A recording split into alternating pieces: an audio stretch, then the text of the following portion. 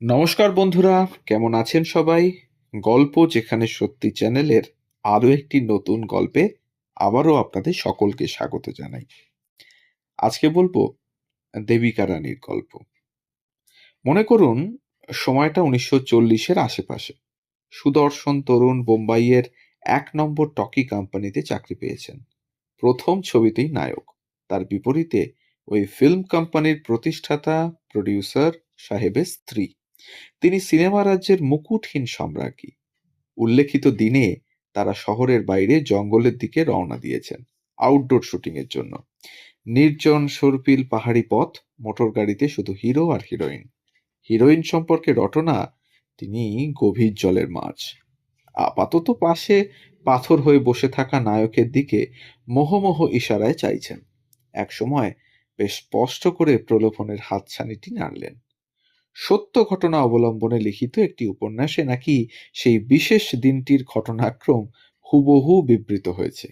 ঔপন্যাসিকের ভাষায় দেবী সরলভাবে বলিলেন, আগামী 27-এ আমার জন্মদিন, 22 বছর পড়বে।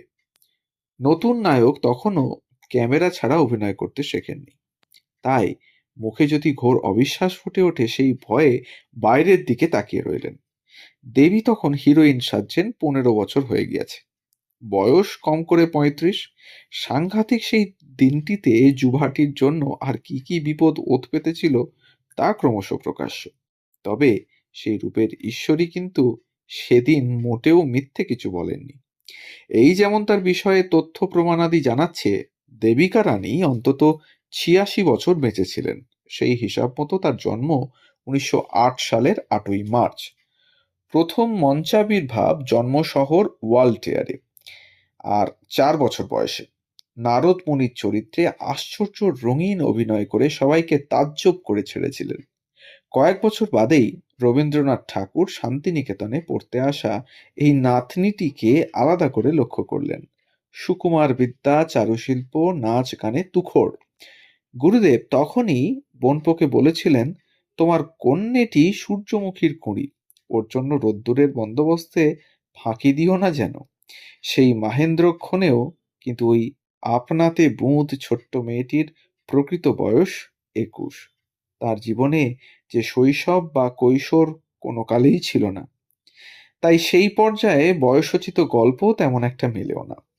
আবার প্রথমোক্ত সেই বিষাক্ত আউটডোরের অনেক অনেক দিন বাদে, প্রায় অর্ধ শতাব্দী পরে জীবন সায়ান্নে যখন এই দেবী আরাম কোচে গা ডুবিয়ে ওয়াইন গ্লাসে বেপরোয়া চুমুক দিচ্ছিলেন, সেদিনেও তার বয়স 21। বার্ধক্য তার নখের আর ঠোঁটের কড়া রঙের কাছে থমক খেয়ে ফিরে গিয়েছিল। ঠিক চোখে দেখলে জন্মানো থেকে মৃত্যু অবধি এই অভিনেত্রীর বয়স ছিল 21 বছর 11 মাস। 22-এ পড়তে দিন কয়েক বাকি। আজীবন আমরণ উদ্ভিন্ন যৌবনা। পাশ্চাত্যের ফরএভার 27 নামে প্রখ্যাত সঙ্গীত শিল্পী গোষ্ঠীর অনেক আগে আমাদের বলিউডের এই ড্রাগন লেডিও ফরএভার 21। যৌবনকে এমন উদগ্রভাবে শাসন করতে পারলে তবেই না দেবিকা রানী হওয়া যায়। হ্যাঁ, তার জন্যে খাঁটি রাজ রক্তও লাগে। সেই প্রেক্ষাপটে প্রস্তুত ছিল একই সঙ্গে অগাধ বিত্ত আর অপার বিদ্যার দুর্লভ সাহচর্য। তার পিতা কর্নেল মন্মথনাথ চৌধুরীকে কে না চেনে। একদিকে তিনি দেশের অন্যতম বৃহদায়তন এস্টেটের জমিদার, অন্যদিকে ভারতের প্রথম শল্য চিকিৎসক, যাকে নিয়ে আমরা হয়তো গল্পও করেছি। বাবা ও মা দুদিক দিয়েই রবি ঠাকুরের আত্মীয়া দেবিকা। কাকা তো খাস বাংলার বীরবল প্রমথ চৌধুরী। বাড়ির প্রায় প্রত্যেকের নামেই এই শহরের রাস্তা আছে। রবীন্দ্রনাথের কাছেই সঙ্গীত শিক্ষার দীক্ষা, আর বাড়িতে শিখতেন ম্যানার্স। ঘড়ি ধরে ঘুম থেকে উঠে শরীরচর্চা, নিঃশব্দে টোস্ট চিবিয়ে খাওয়া, দুপুরে স্কুল, সন্ধেবেলা পিয়ানো, নৈশাহরের পরে গ্যালিভার্স ট্রাভেল পড়া। রবিবারে বাবার সঙ্গে দেখতেন এমন ঘরানার ছবি যা থেকে মানুষ তার রসটুকু নিংড়ে শিক্ষা গ্রহণ করতে পারে। সব নির্বাক বিদেশি ছবি। নিজেই বলেছেন, সিনেমাটা এতটাই জেনে ফেলেছিলাম যে মাধ্যমটির প্রতি অনীহাই এসে গিয়েছিল। একসময় তো মা বাবা পিকচার দেখতে যেতেন, আমি পিয়ানো নিয়ে ঘন্টার পর ঘন্টা বসে থাকতাম। ভারী গম্ভীর ছিলাম, কথা বলতাম না বেশি। কেউ এক নাগাড়ে কথা বললে বিরক্ত লাগতো। বরং জানালার ধারে বসে পাহাড় দেখতাম। মনে হতো এক ছুটে ওর চূড়ায় উঠে যাই, ওপরে উঠে সারা পৃথিবীটাকে দেখি। তখন থেকেই ইচ্ছেটা টানতো। টপ অব দ্য ওয়ার্ল্ডে পৌঁছতে চেয়েছিলাম। পরের বছরই তিনি লন্ডন চলে যান। সেখানে সম্পূর্ণ বিপরীত পরিবেশ। দেবিকা রানী সায় দিয়েছেন, তখন ভারতবর্ষে ভদ্রঘরের মেয়ে অভিনেত্রী হওয়ার কথা ভাবলেও তাকে পাপ বলে গণ্য করা হতো। লন্ডনে কিন্তু তা শ্লাঘার বিষয়। এই খোলা হাওয়াই আমাকে অনুপ্রাণিত করেছিল। বারুদে অগ্নিসংযোগ হলো ওদেশে স্থাপত্যবিদ্যা পড়ার সময়। ড্রামাটিক আর্টসে প্রশিক্ষণ নিতে গিয়ে শুনলেন ক্লিওপেট্রার চরিত্রে অডিশন দিতে হবে। নাটকে মিশর সম্রাজ্ঞী বলছেন, I have immortal longings in me, I am fire and air. উচ্চারণ করতে গিয়ে দেবিকার বুকের কোথাও ধক করে উঠল। এই সংলাপ বলছে কে? ক্লিওপেট্রার চরিত্রের গভীরে এ যে নিখাত তার নিজ অন্তরের ধ্বনি। দেখে শুনে পরীক্ষকরা বলেছিলেন, তোমাকে হলিউড ডাকবে। এবার নিজে উপার্জন করে মর্জি মতো বাঁচার শখ হলো তার। টেক্সটাইল ডিজাইনিং শিখে ইংল্যান্ডের স্টুডিওয়ে কাজ শুরু করলেন। একদিন সেখানেই কাঁচের দরজা ঠেলে ঢুকলেন ওভারকোট চাপানো এক সুদর্শন ভদ্রলোক, হিমাংশু রায়। ততদিনে দ্য লাইট অফ এশিয়া আর সিরাজ ছবি দুটি তৈরি করে ফেলেছেন। নায়ক প্রযোজক রূপে প্রচণ্ড নাম হয়েছে তার। দুম করে তিনি জিজ্ঞাসা করলেন, আপনি অভিনয় করবেন ফিল্মে? পরের প্রস্তাবটা আসতেও দেরি হলো না, আমি তোমাকে বিয়ে করতে চাই। প্রথম স্ত্রী মেরি হেনলাইন ও শিশুকন্যা নীলিমাকে ভাগ্যের হাতে ছেড়ে দিয়ে চলে এলেন হিমাংশু। লেডিজ ম্যান, ওমেনাইজার বলে খ্যাত চলচ্চিত্রকার তখন শুধু দেবিকায় মত্ত। তার সলতে পাকানোর পর্ব চলছে। হিমাংশু আর থ্রো অফ ডাইস ছবিটি তোলার সময় দেবিকাকে সেট ডিজাইনিং এর তালিম দিলেন। তারপরেই বললেন, তোমাকে আরো প্র্যাকটিক্যাল কাজ শিখতে হবে। জার্মানির উফা স্টুডিওতে তখন নীরব ছবিকে সবাক করার মহাযজ্ঞ চলছে। হিমাংশুও সেখানে। একই সঙ্গে ওই তাবর স্টুডিওয়ে Devika costume, art direction, production সব রকমের খুঁটিনাটি আয়ত্ত করেছিলেন। পরে যদিও তার নিখুঁত প্লাক করা ভুরু তুলে বলেছিলেন, বিয়ের পর ওই জার্মানিতে নাকি আমাদের হানিমুন হওয়ার কথা ছিল, কিন্তু মিস্টার রায় জানতেন না কাজ কাজ আর কাজে তিনি সবকিছু ভুলে যাবেন। আমি মার্লিন দিয়া চিত্রের ব্যক্তিগত আর্টিস্টের কাছে মেকআপ করা শিখলাম। মার্লিন তখন ব্লু এঞ্জেল ফিল্মটায় শুটিং করছিলেন। আমি সে ছবি হতে দেখেছি। যিনি সাক্ষাৎকার নিচ্ছিলেন তার কলম সঙ্গে সঙ্গে থেমে গেল। দ্য ব্লু এঞ্জেল এর মার্লিন মানে ক্যাবারে নর্তকী লোলা লোলা? হ্যাঁ, তাহলে কি নটি লোলারই প্রভাব পড়েছিল আপনার অভিনয়ে?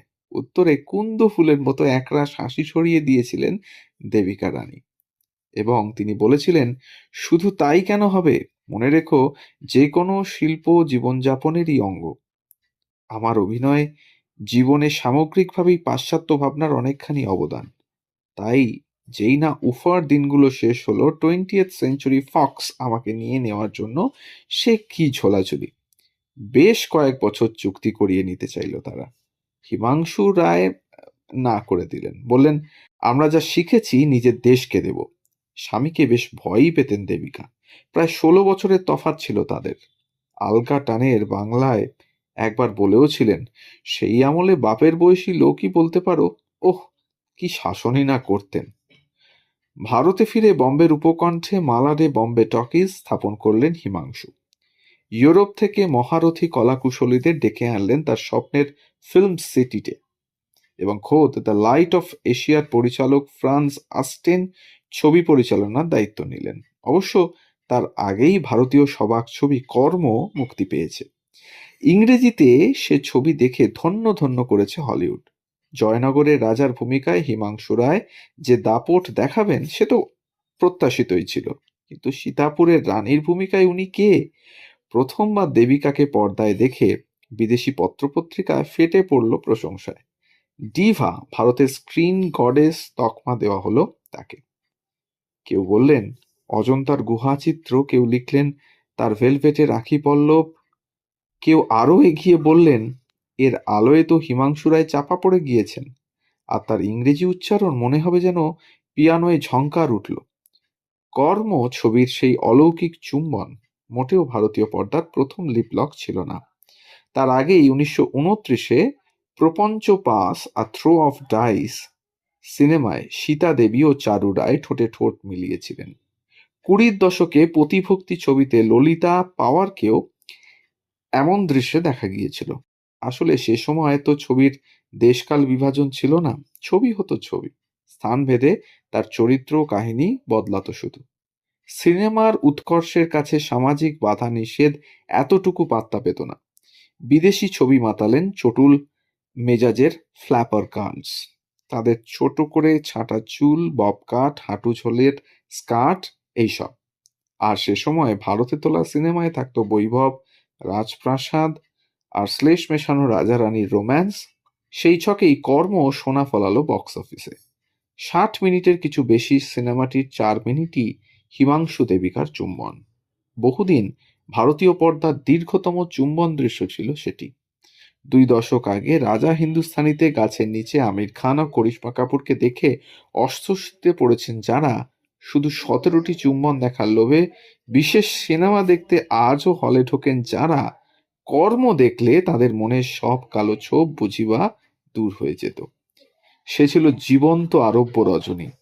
সেখানে যেভাবে সংস্কৃত শ্লোক এসেছে, মাচায় উঠে শিকার এসেছে, রাইফেলের গর্জনের পর পরশুর বদলে গ্রামবাসী বিটারকে আর্তনাদ করে লুটিয়ে পড়তে দেখা গিয়েছে, ঠিক সেভাবেই দীর্ঘায়িত সেই চুম্বন এসেছে।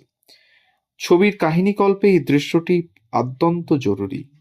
সাবিত্রী যেভাবে সত্যবানকে জমের দুয়ার থেকে ছিনিয়ে এনেছিলেন, ভালোবাসার রশি বেঁধে সেভাবেই মৃতপ্রায় মহারাজকে জীবনে ফেরাচ্ছেন রানী। সাপের বিনের দোলায় তার শরীরে জাগ্রত হচ্ছে আদিম রিপু। সে দৃশ্য যে নিপুণতায় অভিনেত্রী ফুটিয়ে তুলেছেন, যেভাবে অভিনয়ের খাতিরে নিজের দেহতলটি ব্যবহার করেছেন, তাকে বিশুদ্ধ শিল্প ছাড়া আর কিছুই বলা চলে না।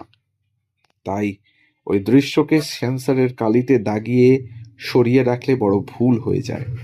চলচ্চিত্র মাধ্যমে কামেন্দ্রীয় দ্বারা প্রিয়তমের প্রাণ সঞ্চারের যে কৌশল বারবার দেখা গিয়েছে, তার পথিকৃৎ ওই 4টি মিনিট। এবং প্রণিধানযোগ্য ওই অংশে হিমাংশু কিন্তু প্যাসিভ অ্যাক্টিং করেছেন। দৃশ্যের রাশ পুরোপুরি দেবিকার হাতে, তিনি কর্ত্রীর ভূমিকায়। শ্লীল অশ্লীলের নৃত্যেই রমণীর আবেদনকে মাপা অসম্ভব, কারণ সাহসিকতা ও নান্দনিকতার অপূর্ব এই মিশেলে তিনি আজ অবধি একম অদ্বিতীয়। তো এইটুকুই থাকলো আজকের জন্য। আজকে আমরা দেবিকা রানীর প্রথম পর্ব নিয়ে এলাম। আগামী দিনে দ্বিতীয় পর্ব আসতে চলেছে আমাদের চ্যানেলের মাধ্যমে। তা যদি আমাদের চ্যানেলে নতুন হন তাহলে চ্যানেলটিকে সাবস্ক্রাইব করে একটু পাশে থাকবেন। বেল আইকনটিকে প্রেস করতে ভুলবেন না, যাতে পরবর্তী গল্প খুব তাড়াতাড়ি আপনাদের কাছে পৌঁছে যায় তার জন্য। আর যদি ভালো লাগে লাইক, কমেন্ট আর শেয়ার করতে ভুলবেন না। আপনারা চাইলে ডেসক্রিপশন বক্সের লিংক থেকে আমাদের আগেকার বেশ কিছু গল্প আপনারা শুনেও নিতে পারেন যদি ভালো লাগে। তাই সবাই ভালো থাকুন, সুস্থ থাকুন আর শুনতে থাকুন গল্প যেখানে সত্যি। আমরা থাকছি প্রতিদিন ঠিক সকাল 9টা থেকে 9টা 30 মিনিট। ধন্যবাদ।